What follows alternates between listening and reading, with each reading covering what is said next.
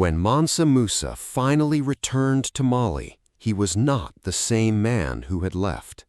The deserts he had crossed, the cities he had visited, the scholars he had met, and the experiences he had gathered during his pilgrimage had changed him in ways that few people immediately understood. To many of his subjects, he returned as a hero. To the outside world, he returned as a legend. But inside Musa's mind, a new vision was taking shape. For years, Mali had been known for its gold, its merchants, its trade routes, its wealth. Yet during his travels, Musa had discovered something that fascinated him almost as much as treasure: knowledge. He had seen cities where scholars were respected almost as highly as kings. He had visited places where libraries contained thousands of handwritten books. He had witnessed communities where education shaped the future of entire generations. And as he journeyed back across the desert, a question kept returning to him. What if Mali became known for more than gold? What if future generations remembered his empire not only for its wealth, but for its wisdom? The thought refused to leave him. Again and again it returned, and eventually it became an obsession. Because Musa understood something that many rulers never learn. Gold can be stolen, armies can be defeated, kingdoms can collapse, but knowledge has the power to survive centuries. A wise ruler builds for his own lifetime.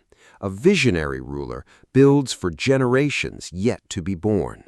Musa wanted to be remembered as the second. As news of his return spread across the empire, celebrations erupted.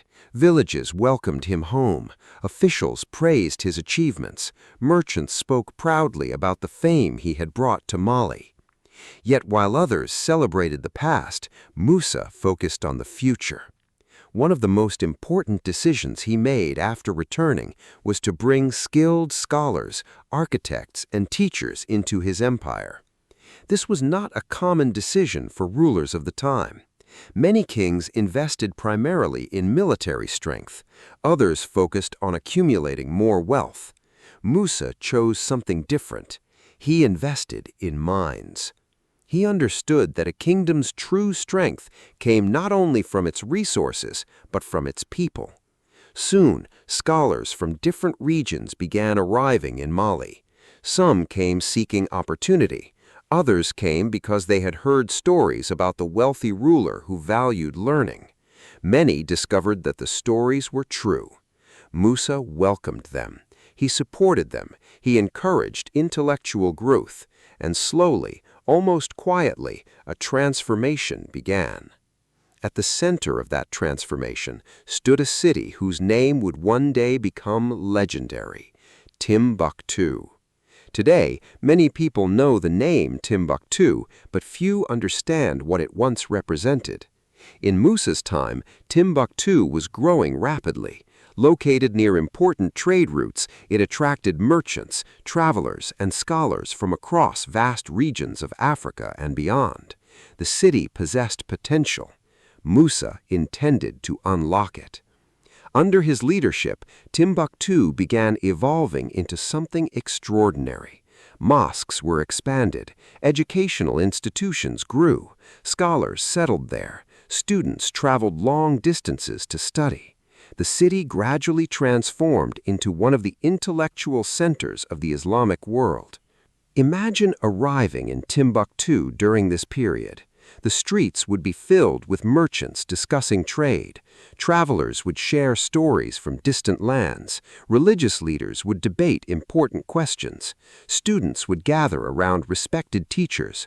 Books would circulate through scholarly circles. Ideas would flow through the city as naturally as commerce. For Musa, this was exactly what he wanted. The empire's reputation was changing. People still spoke about its gold, they still marveled at its wealth, but now another image was emerging. Mali was becoming a place where knowledge mattered, a place where learning flourished, a place where ambitious minds could thrive. Yet building such a legacy was not easy. Every great achievement comes with challenges, and Musa faced many. Managing a vast empire remained a difficult task. The territory stretched across enormous distances. Communication was slow. Regional leaders sometimes pursued their own interests. Trade routes required constant protection. The larger the empire became, the more difficult it was to govern. There were moments when unrest threatened stability. There were periods when rival interests competed for influence. There were always individuals who believed they deserved more power. Such problems existed in every kingdom throughout history. Mali was no exception. But Musa had developed into an experienced ruler. Years of leadership had taught him patience. He rarely reacted emotionally. He preferred careful decisions. He listened before acting. And because of this approach, he often succeeded where others might have failed. His reputation for wisdom became almost as important as his reputation for wealth. Foreign visitors noticed it, scholars wrote about it, merchants respected it, even rivals acknowledged it. Meanwhile, Timbuktu continued growing. New students arrived each year, teachers gained influence, collections of manuscripts expanded, intellectual life flourished. What made this development especially remarkable was the diversity of knowledge being preserved. Religious studies remained important, but scholars also explored mathematics, astronomy, law, history, language, philosophy, medicine. Knowledge from different regions mixed together. Ideas traveled across deserts and borders. Learning became one of the empire's greatest treasures, and unlike gold, this treasure increased every time it was shared.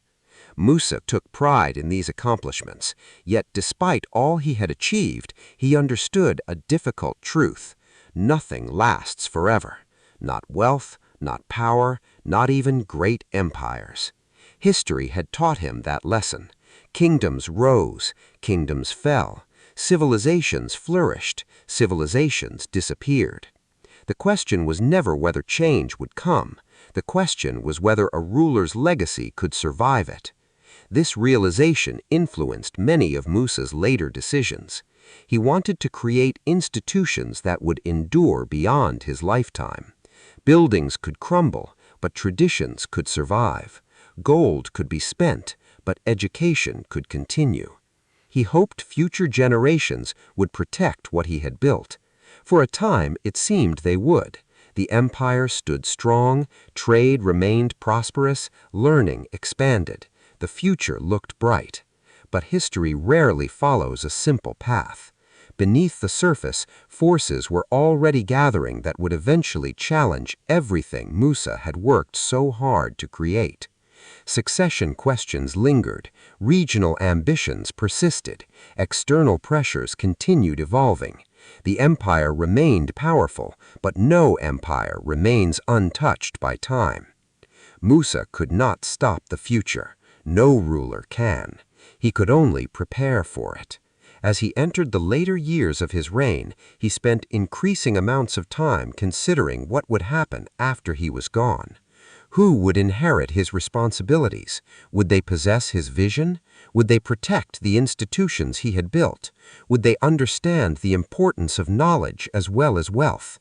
These questions carried enormous significance because the survival of great achievements often depends on those who come next. History is filled with brilliant rulers whose accomplishments disappeared under weaker successors. Musa hoped Mali would avoid that fate.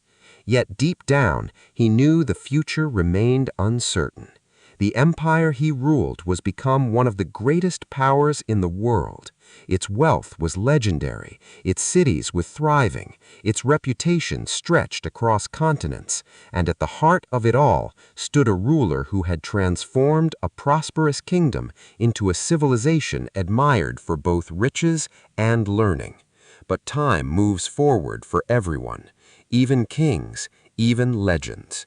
And slowly, almost imperceptibly, Mansa Musa was approaching the final chapter of his extraordinary life. the man who had crossed deserts, amazed cities, distributed mountains of gold, and helped turn Timbuktu into a center of learning, would soon face the one journey no ruler can avoid, the journey toward legacy. And in that final chapter, the greatest question would not be how much wealth he possessed. It would be whether what he built could survive after he was gone, because the future of Mali was about to be tested, and the outcome would determine how history remembered the empire of Mansa Musa.